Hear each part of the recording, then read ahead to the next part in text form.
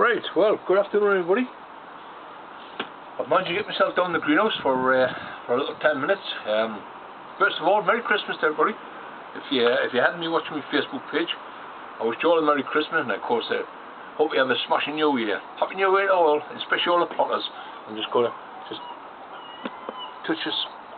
I don't know what's wrong with this pod at the moment, because it's starting to play up. I've never used it for 5-6 weeks. And of course it's been 6 weeks since I made my last video, so I'm hoping to try and get some of the stuff sorted out today. I've managed to hobble down to the greenhouse with my trusty crutches, and just looking around. I've got lots to do, really lots to do, small jobs, but small jobs, add them all together, and of course it create a lot of work. But I'm not panicking. As I say, don't panic. Lots of time. It's only January, early January. And if you're not sure, if you're not wanting crops where shows, and then, hey, just take it easy. Nobody has to rush. This time last year, if you come in here, it was full. I had my lights on, I had the heating on, I had big show leaves, big show onions, I had petunias, begonias, all planted out. I had chili peppers, sweet peppers. Now, a couple of people on my Facebook page last night was commenting about chilies, about sowing early to get a good crop. There's stacks of time to sow chilies and sow peppers. If you can still get a decent crop, you can sow right up till March with a bit gentle heat. If you are in a hurry and you want to start sowing, you can go to one of my old videos that I started at the beginning of last year, and I showed you how to make a light box. Just an ordinary cardboard box, line up with foil, and you can start your seeds off on a windowsill, upstairs preferably, not on top of a radiator. There's too much heat. Just a nice cool room where the ambient temperature is around about the 55-60 mark, which is quite easy to get in any house for central heating. I was up in the loft last year, and I had a regular reading of 55 in the loft, and that's without any heat, just the heat rising from upstairs. I created the light box, I put the seeds in, started them all off, and they were great. Now fine, if you want to start your seeds off early, if you're showing them, fair enough, you're wanting ready for a certain show. But if you're not showing, and you just want a good crop for the kitchen, I would advise you to hang on, because one of the main things you're going to hit, one of the main problems if you sow now, is give them a couple of weeks ago, especially if you start in the propagator. And once you go out that propagator, they're going to want room, they're going to be potting off, and you're going to need heat in the greenhouse, you're going to need light in the greenhouse, and that is one of the worst things you can do, is to bring your plants out in the greenhouse and be short of light. Because the first thing's going to happen, woof, they're going to stretch. So they need to be up near the top of the greenhouse where you're getting the best light. I mean, where I am positioned here, I'm very poor. I'm south facing, the house is in front of us, the flat's in front of us, so I never see any sun from December right through to the middle of February. And that's why the only reason I use a bit of extra light, a bit of supplementary light, is just to give a little bit of light. If I do start something early, I like to give a bit of supplementary lighting, and that's the reason I put them on for.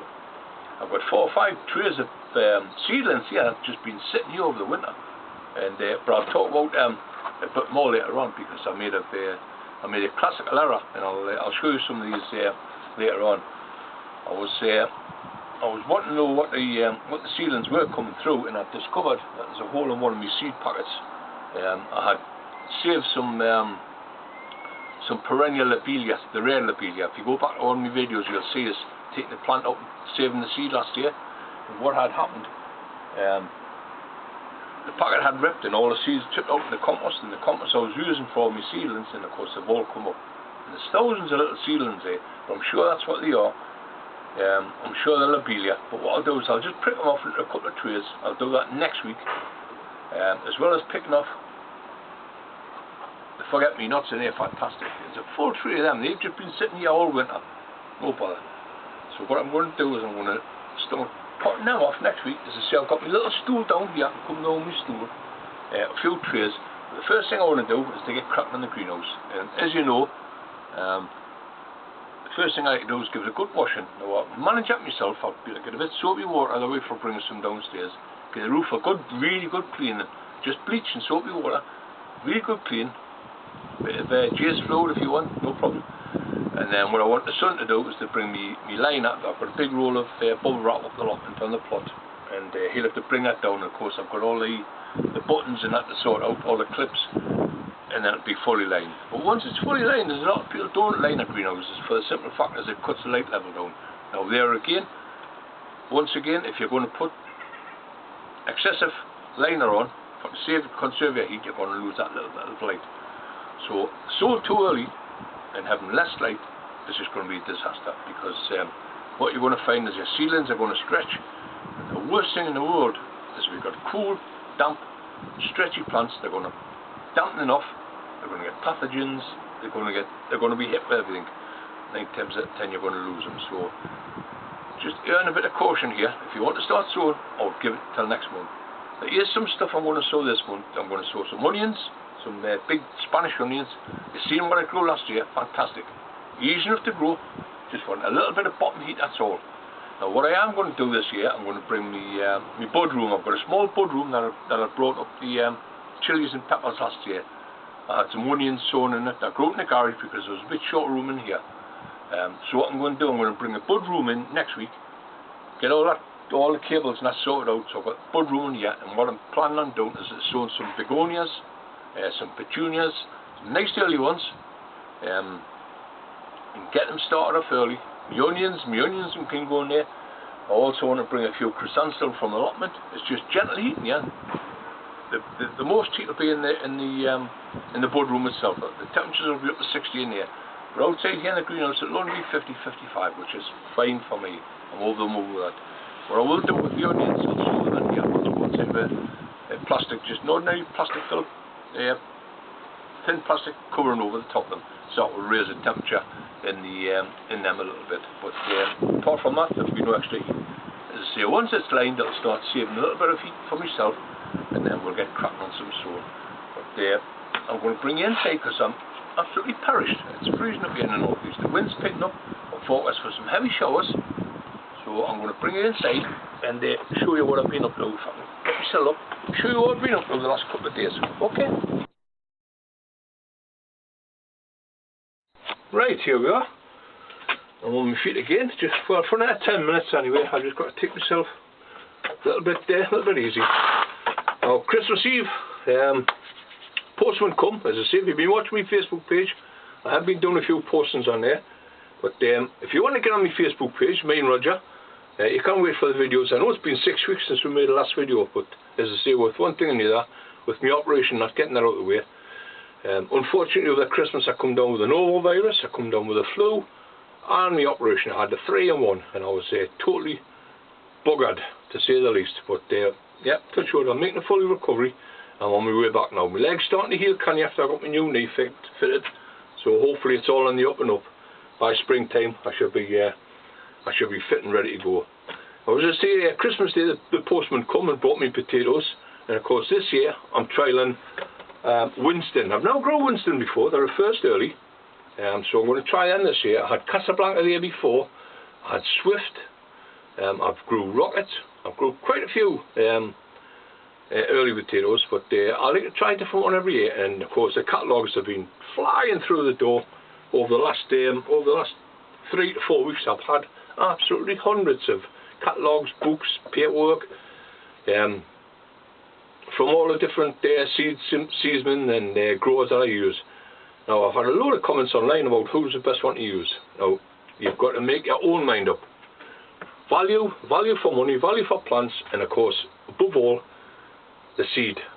What sort of seed you get, what sort of results you get. And it's easy enough to do. Get yourself a little book, plant your seed. If you're quite happy with the crop and you want to stick with it, fair enough. If you want to try another crop, you don't get as good as value from them, seed count, and of course crop wise, you know what to do. Change them again, go back to the other one. I've got 4 I use completely all the time. I use Suttons, I use Kings, I use DT Brown, I use Online, I use Just Seeds, I use Seeds Direct. There's loads of companies on there, and as I say, if you shop around, they're great. Now of course Suttons, I sent away for my early potatoes, and I got my early potatoes, they come through on Christmas Eve, so I've got them. And of course what they did send us, lo and behold, there's another packet of Muscari. So I got 53 bulbs from Suttons. Thank you very much, Suttons. They will come in handy. So what I did yesterday, I made myself a little compost mix up, small 6cm pots. I've managed to do a full tray, and I put 3 or 4 muscari bulbs in each pot. Now I can transport these around with us. They're a little bit late now to plant them out in the garden, just in case we get any really cold weather, so I thought I'll put them in pots, and they can go up to the allotment and they can just sit on the bench, no problem. Give them good water and you can sit outside on the bench. And then they're there for next year for when I want to start planting different parts of the gardens up, planting pots up, anything you want. Now what I have got to do up the plot next week is to get started on a couple of baskets. Now the wife got 2 baskets, Christmas baskets. She always gets them every year from friends and family, and they're lovely. They're filled with you know, your normal plants, your normal Christmas ones, the reds, the ivies, the whites. So what I'm going to do is I'm going to bring one down and I'm going to split it up, split the plants up. There's a couple of plants I like to keep next to say the ivy, and I'll just pot them up in just a normal compost. The red ones will get thrown. They're normally kept indoors. They're a hard plant to keep inside. A lot of people overwater them too much. That's a red poinsettias. A lot of people tend to overwater them too much. It should be just kept on the dry side, cool, not too much heat, and they'll last pretty long. But as poinsettias, I like to just get them to one side and get them out of the way. But yes, as I say, the catalogues are coming through now thick and fast. I'm getting seeds, I'm getting free bulbs, and it's time to rock and roll. Now what I did get just before the Christmas, I had been waiting ages for, and that's my Albion strawberries. Now they've just arrived, so what I did, I set about, I managed to get downstairs again, and what these were pulled out the field in Holland. And all I did was I dug them up. There was a nice big root ball in them, nice long root ball, and the tops, I'd just taken a pair of shears to them and chopped them off. So all around there was bits of stem that had been cutting away, but the bottoms of the stems were there. So what I always do, without fail, is to go right round them and pull all them old bits of stalk leaf off, and you're left with a nice bulb with a couple of new leaves there and a nice crown just sitting on top of the compost. They're only in little pots, and they're quite happy sitting in there, because what they're going to do is they're going to go up the garden next week and they're going to sit out on the bench, nice and cold. I'm not in any hurry whatsoever, because I'm going to use these for main crop strawberries in the baskets. Now once again, there's been a lot of lads asking, is it time to bring the strawberries in? Yes, by all means. As long as it's cold, you don't want any heat whatsoever for the strawberries. If you bring them outside, they should have had a couple of good freezing nights. Now the whole country's had some frost over the December, and what these strawberries need is a really good frosting, and of course, and that helps them break a dormancy and set the fruit buds up for next year. To me, they're first class plants, and they'll just sit out on that bench, get a nice cold frosting, and then I'll start bringing them in around about end of January, early February. You can bring them in inside now, no problem. What I would suggest is, if you put them up in your baskets, give them a good spraying. And of course, chamomile tea, best thing in the world. I'll make a couple of pots up this week, because when I do go up the garden, I've got my sweet peas, I've got a lot of bedding plants up there, I've got fuchsias, I've got geraniums sitting up there, and what I want to do, I want to give everything just a spraying of chamomile tea. You're cold weather now, you're damp, and of course, we don't have so much of that in the polytunnels. Once again, somebody else reported the other night on the Facebook page, how do you stop the condensation? Well, that's an easy one. That is ventilation. You must have ventilation. Doesn't matter how cold it is outside, you must have ventilation in your greenhouse. Normally there's little vents open just a quarter of an inch, just to let a little bit of fresh air in. Once I've got the liner on, it'll go up, it'll be jammed with a couple bits of cardboard in the corner, just to let that air flow. Once I come in, I'll open the door, a couple of inches, let the air through.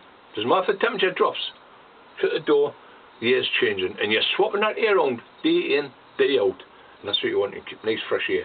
The worst thing you want is to get a condensation build up, and that's the first signs if you're contacting the diseases. Boitress, as I say, there's all sorts of pathogens, especially your water. Check your water daily, nice fresh water, out of the tap. Bring it in your greenhouse. Do not use your water barrels, because your water barrels, if the water's been lying over the winter, it's just full of diseases.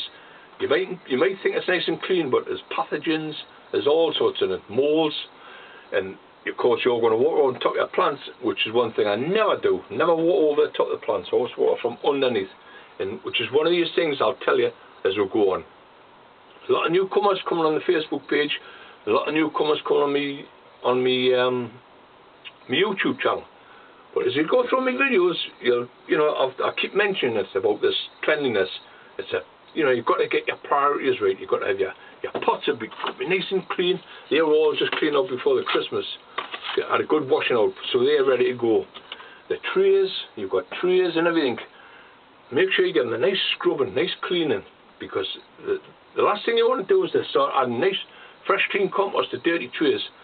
And of course, the muck that's on the trays is going to spread the pathogens and diseases or whatever, molds, straight onto your fresh compost, and you're going to be straight back to square one. So if you're starting from scratch, that's one of my main things I like to just emphasise on is cleanliness. Make sure your trays and your pots are always nice and clean, and then you shouldn't have any problems. Once again, your compost, I've just brought a bag full in here. I've got a bag of multi-purpose compost down on the floor there, and what I did yesterday, I tipped a little bit out, and it's absolutely smells beautiful, lovely. So what I'm going to do with that, I've got some sharp sand to mix with that. I've got my perlite. My perlite is for the top of the trays, and my sharp sand. Always add extra sharp sand to my multi-purpose compost, and that's what makes it for my seedling compost. And it's nice and free draining, so it means I can water the trays from down below, and the trays will just soak the water up and never water from above, never. And that's one way of combating dampening off. Chamomile tea is another one. Once you sow your seeds or you put your plants up, give them a good soak in the chamomile tea. Not do them any harm. That'll give them a little bit of protection from, as I say, from pathogens and molds and whatnot. Keep them nice and clean. So I'm hoping by next week these will be out. We'll be up the greenhouse, and we'll get started. The first thing to do is to get my bud room in here. I've got my seed bench here. I'll be taking photographs of this for next week. I'll show you how I work all this out. And of course, over here, I've still got trefoils. I'll have to get these potted up this week. And they're forget-me-nots, and they're absolutely fantastic. Lovely and green, it's nice strong little plants.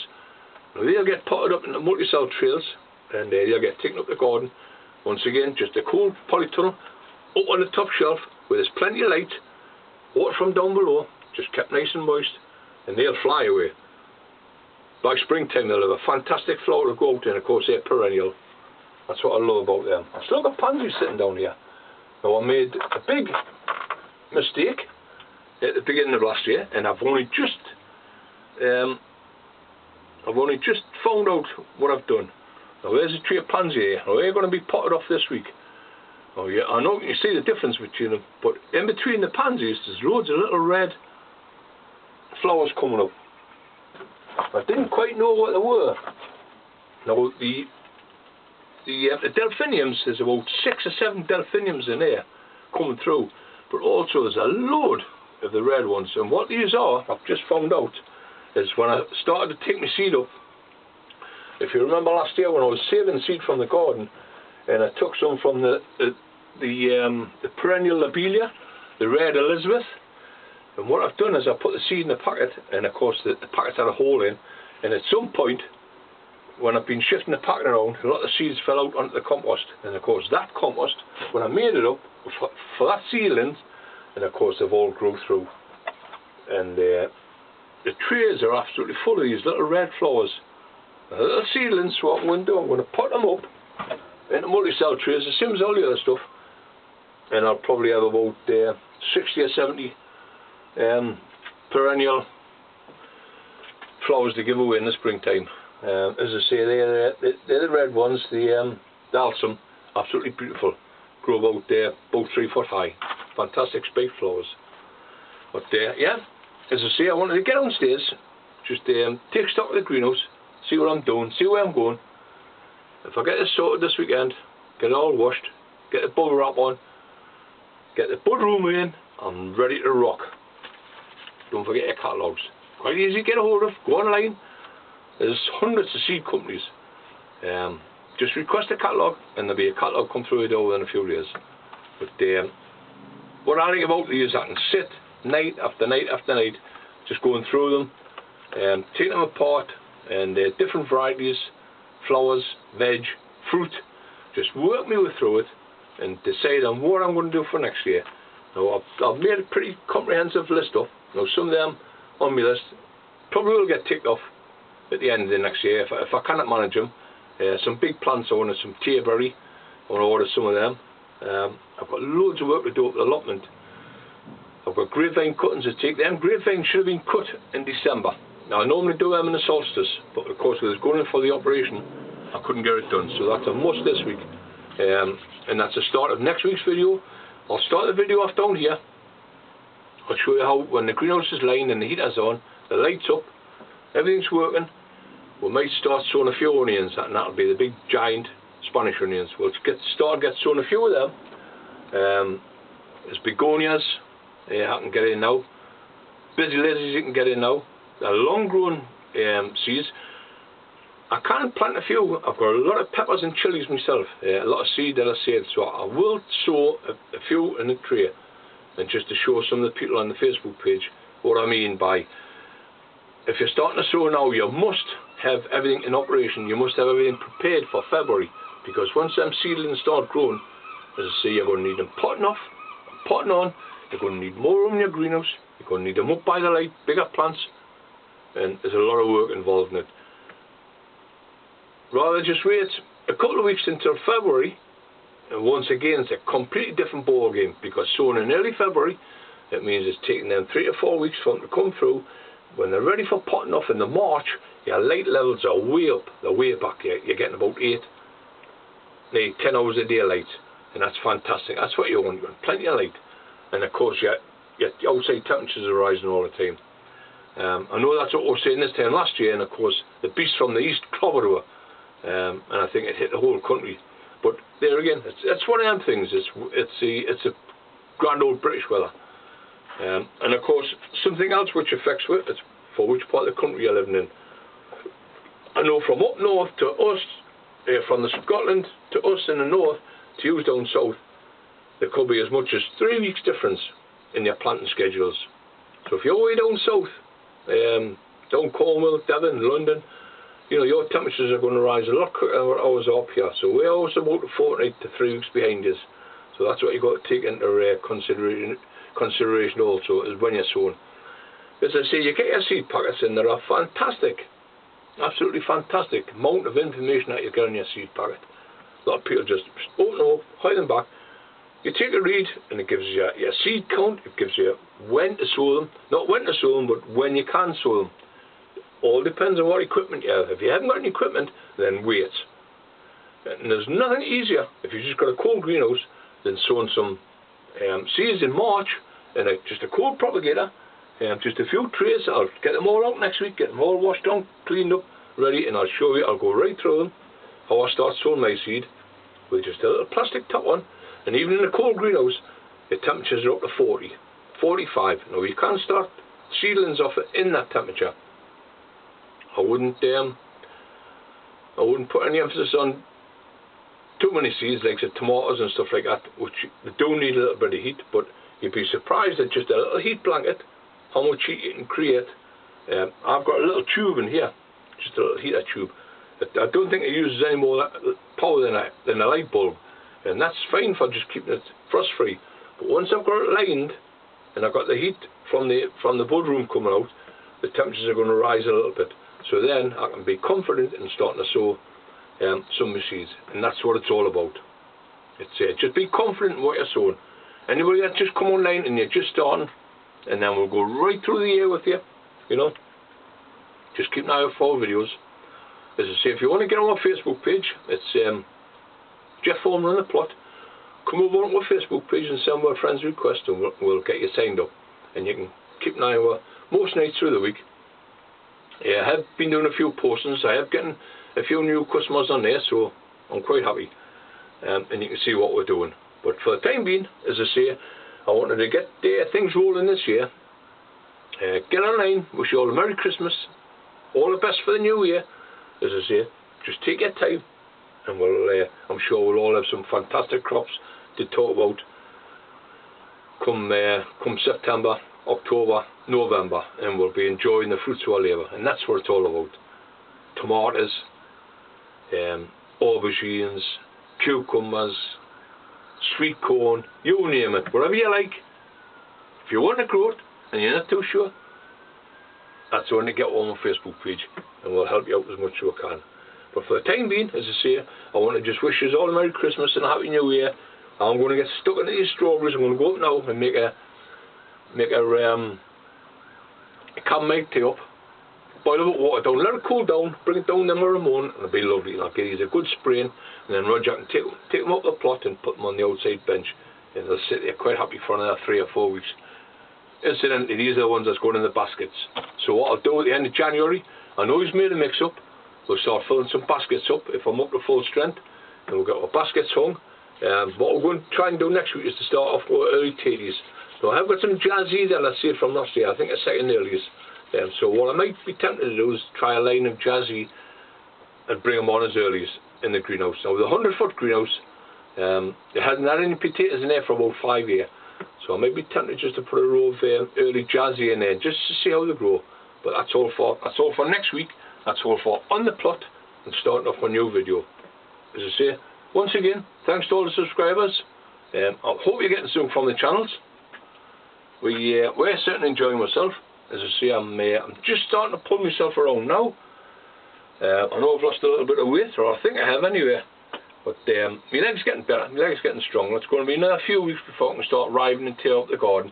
But at least if I get a lift up there and a lift back, I can see what needs to be done, I see what needs to be sprayed, and I can crack on with it. I can just let Roger get on with it, show him what he's doing. He knows most of the stuff. And what we'll do is we'll get them grapevines tackled next week. I'll show you how to take the cuttings, and then we'll have a look at the how the beds are for our first early tatties. But until then, I'm going to shoot away back upstairs because the wife will be wondering where I'm getting to. She hates to see it disappear for too long. As I say, she worries about us and just that I'm doing too much. But I've managed to get downstairs and I managed to do the first video, and that's all over the move. So I hope it's been some help, yes. Those that's just coming on the site, just keep an eye out for our videos. I will get up the plot next week, and we will get started on them grapevines, and we'll get started on them first early tatties. And of course, there's a multitude of little jobs that I want to get done, like I say, spraying, sorting the plants out, weeding, bits and bobs that's in the tunnels. And of course, I need to get the crescents down here. I need to get 4 crescents down here where I can take some early cuttings, because I know there's a few of you wanted some early cuttings, like say Michelle, Lee's and that, want a few cuttings. No problem, I'll get them sent off to you. I've got a whack of seed upstairs to sort out, which I'm going to have to sort through. All the stuff I've saved myself this year. So what I'm going to do a couple of trials, put them in a blanket, put them on top of the heater in the bathroom, and to see if they'll sprout. That's the only time I will chit seed is when I save my own. When I get them from the different companies around the UK, and I've got to say, we've got the best breeders, we've got the best seed merchants in the world, UK. And I never bother chitting them because I know I'll get first class seedlings every time. But I will chit my own. I will start a video off upstairs, maybe it's a week after. We'll start chitting some seed, try them off, and if they sprout, and then I know they're viable for sending away. There's a few lads that asked for tomato seed for this year, so I'll be sorting a few bits and pieces out. I've saved about 6 this year, and also there's a 1 on the tray from one of the new subscribers. So once again, it's a new tomato trial for this year, and there's nothing better than trying seeds for the first time to see what sort of crop you get off them. But that's all for later videos. But for the time being, I'm going to get upstairs, get us online tonight hopefully, and as I say, wish you all the best, all of you. We had a fantastic year last year. This year's going to be even better. So just keep an eye out for our videos, and I'll see you all again soon. Okay, bye for now.